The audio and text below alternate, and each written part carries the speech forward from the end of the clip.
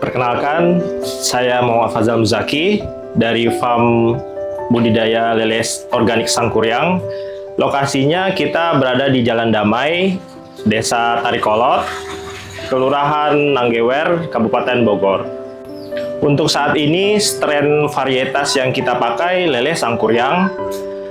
Jenis lele Sangkuriang ini didapat dari indukan dari Balai BBAT Sukabumi, yang dimana sangat bagus untuk ketahanan yang berada di lokasi Jawa Barat yang terkenal dengan tingkat suhu yang sangat rendah.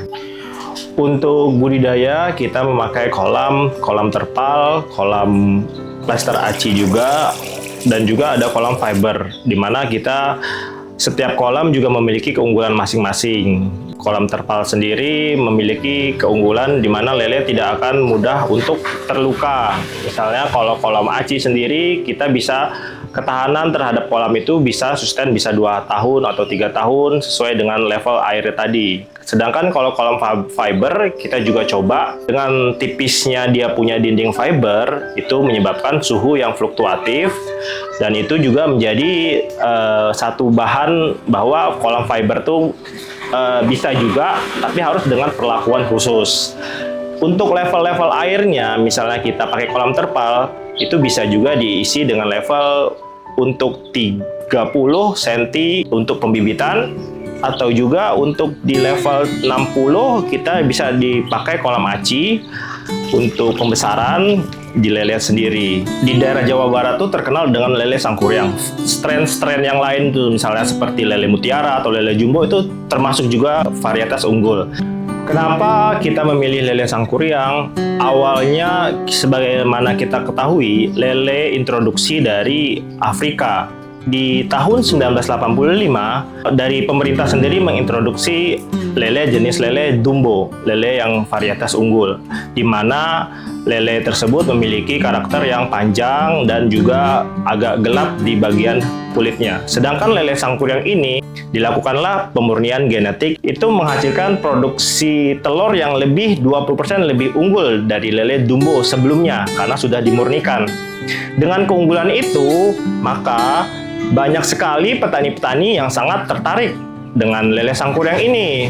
Kenapa? Ya, dia untuk ketahanan terhadap penyakit dia lebih bagus. Dia punya morfologi kepala, dia punya badannya juga lebih panjang, jadi sangat diminati. Untuk rasanya memang perlakuan dan budidaya, treatment yang dilakukan budidaya itu sangat bergantung protein yang tinggi di pakannya, ataupun juga perlakuan intensif yang di air habitatnya tadi yang organik, tidak memakai zat-zat kimia. Itu akan sangat penting bagi pertumbuhan lele tadi. Untuk dikonsumsi juga sangat aman bagi masyarakat. Untuk masalah yang sering kita hadapi, misalkan ada jamur pada dinding tubuh lele, kita langsung aplikasikan probiotik sesuai dengan takaran yang sudah kita tentukan atau kita pelajari sebelumnya.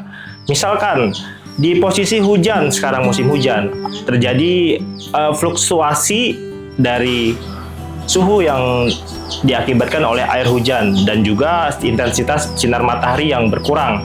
Pada saat posisi musim hujan, biasanya kita akan mengoptimalkan drain dari overflow, istilahnya tuh dari permukaannya akan terbuang pada saat intensitas hujan yang tinggi. Pada saat hujan, biasanya kita puasakan sampai hujannya reda untuk tetap memberikan nafsu makannya ikan tersebut akan terjaga. Akan sangat bagus pada saat posisi panas, dia akan berkembang untuk mengurai nitrit yang hasil dari residu-residu ikan dari pakan tadi. Media yang sedikit seperti drum ataupun media-media yang air galon, atau kita pakai ember-ember yang 80 liter, itu perlakuannya memang harus lebih ekstra. Untuk pertumbuhan bakteri tadi, itu kan memerlukan waktu. Ada fase di mana dia stunning, dia akan fase di mana dia akan stabil dulu, baru dia akan fase growth. Dengan fase growth tadi, bakteri itu harus kita pisahkan dari lokasi habitat lele tadi. Pasar sangat membutuhkan lele-lele dengan kualitas yang gizi tinggi, dan juga kalau dimakan tuh terasa banget sangat manis atau gurih kalau istilah kita. Dimana kalau untuk mencapai pasar yang tersebut pasti nilainya akan sedikit mahal. Tapi kan memang adanya mahal tadi dengan perlakuan kita yang bagus, organik, dan juga gizinya juga kita dengan protein yang 31%, kita sangat bisa bersaing dengan pasar-pasar yang lele yang di perlakuannya hanya sekedar konvensional. Kalau pasar yang sekarang menginginkan harga, dan harga mungkin relatif ya di angka yang bisa dijangkau dan gizi yang tinggi itu, kita nggak akan kehilangan pasar gitu. Dari perumahan yang pasti tahu, orang-orang perumahan juga inginkan anaknya ataupun yang mengkonsumsi lele ini dengan omega yang terkandung di lele juga pasti bagus untuk pertumbuhan. Biasanya juga dari kandungan gizi yang terdapat di lele sangat baik untuk bayi. Ukuran 3 sampai 5 per kilo itu sangat, kalau dibilang dari gurih dan juga isi dagingnya itu sangat lembut untuk program-program gizi bagi bayi tadi. Kita punya potensi di situ, beda dengan yang treatmentnya agak sedikit konvensional gitu. Untuk yang jangkauan sekitar aja, misalkan dari rumah makan Padang atau sayur-sayur toko warung-warung sayur, itu sangat menginginkan lele yang memang benar-benar pelanggan itu bisa balik lagi ke situ dengan palingnya keuntungan 1.000-2.000 itu menggambarkan bahwa warung itu memang menjual lele dengan kualitas bagus.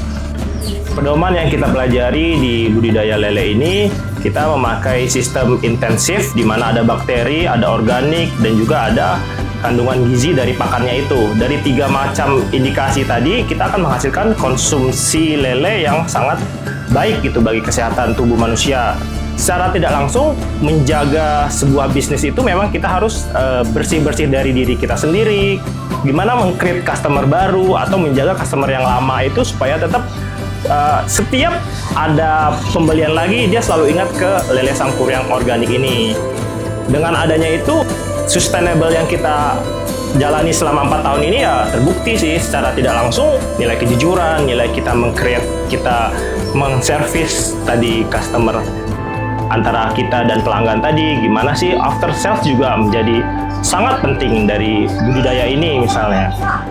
Setelah kita mengkasih edukasi, itu kan jelas itu bagaimana kita edukasi tersebut adalah sebagai pedoman kita. Kita serius nih di bidang ini. Kalau kita berbisnis, berusaha itu memang pasti ada di resiko dan segala macam dengan customer yang ada. Apakah customer itu baik atau buruk atau hanya melihat itu kan menjadi gimana rezeki yang ada dari customer itu bisa sampai ke kita. Kita jaga itu rezeki yang ada dari customer tadi dengan pelayanan yang bagus, dengan service, dan juga dengan penyediaan bahan atau penyediaan bibit kita juga bagus. Itu menjadi salah satu faktor yang benar-benar pedoman yang tadi kita bicarakan itu menjadi hal utama gitu. Setiap usaha yang kita lakukan harus juga bersandar kepada ketuhanan. Buat sahabat-sahabat di luar sana, jangan berhenti untuk berangan-angan. Mulailah dengan angan-angan dan juga tentukan langkahmu. Jangan biarkan angan-anganmu terbuang sia-sia. Jangan biarkan angan-anganmu menjadi bayangan. Wujudkan dengan tekad, usaha, dan doa. Jika tidak ada angan-anganmu, maka tidak adalah tujuanmu. Anganmu adalah gambaran dari apa yang kamu bisa capai. Ubur-ubur ikan lele, jangan berhenti berangan-angan le. Asik.